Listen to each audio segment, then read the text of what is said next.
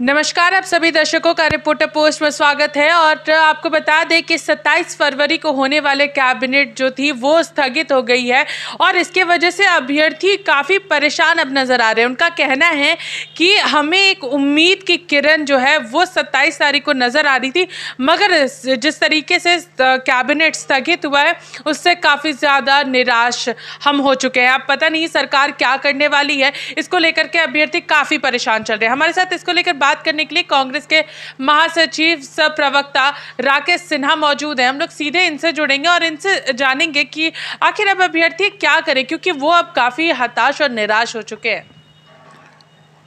यहाँ के युवाओं को ना तो हताश होने की आवश्यकता, ना निराश होने की आवश्यकता।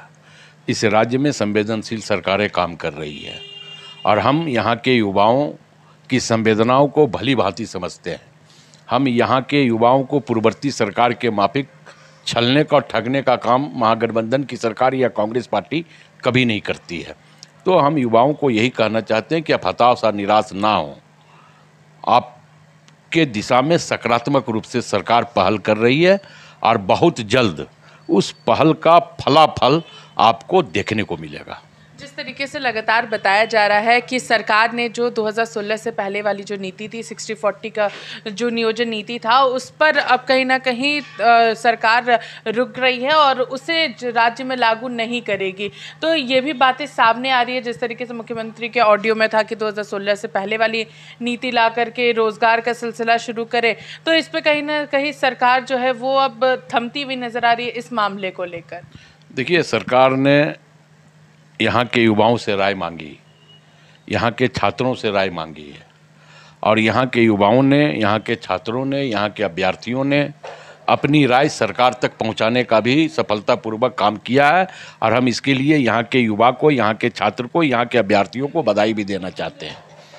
और जो उनकी राय आई है, सरकार उस राय पर एक एक बिंदुवार मंथन कर रही है और बहुत जल्द उस मंथन से अमृत निकलेगा, मैं यही कह सकता हूँ। अभ्यर्थी जानना चाहते हैं आखिर जो 27 तारीख को कैबिनेट होने वाला था आखिर वो क्यों स्थगित हो गया, क्यों हम लोग की उम्मीदों पर पानी फेरा गया?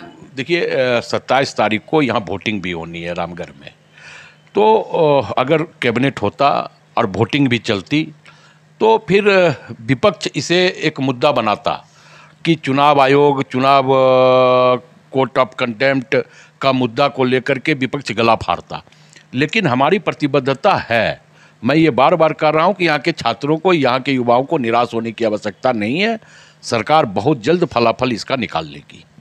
आखिर कब? युवा यही पूछ रहे, बार बार कमेंट जब अभ्यर्थियों का आता है तो पूछते हैं कि ये बताइए कि कब आ रहा है, सिर्फ इससे नहीं होगा कि आ रहा है, कब आ रहा है? देखिए, 17 साल के कैंसर को हम 3 साल में ख़त्म नहीं कर सकते, लेकिन अगर मेरी मनसा, मेरी नीयत और मेरी नीति अगर साफ है तो बहुत जल्द हम उस कैंसर का इलाज कर सकते हैं। तो भारतीय जनता पार्टी जो अपने 17 साल के शासनकाल में यहाँ जो स्थिति उत्पन्न कर दी है, उस स्थिति से 3 साल, उस 3 साल में भी 2 साल तो कोरोना काल ने पूरे देश को निगल गया। 1 साल से सरकार पूरी पटरी पे ला करके धरातल पर उसका काम कर रही है।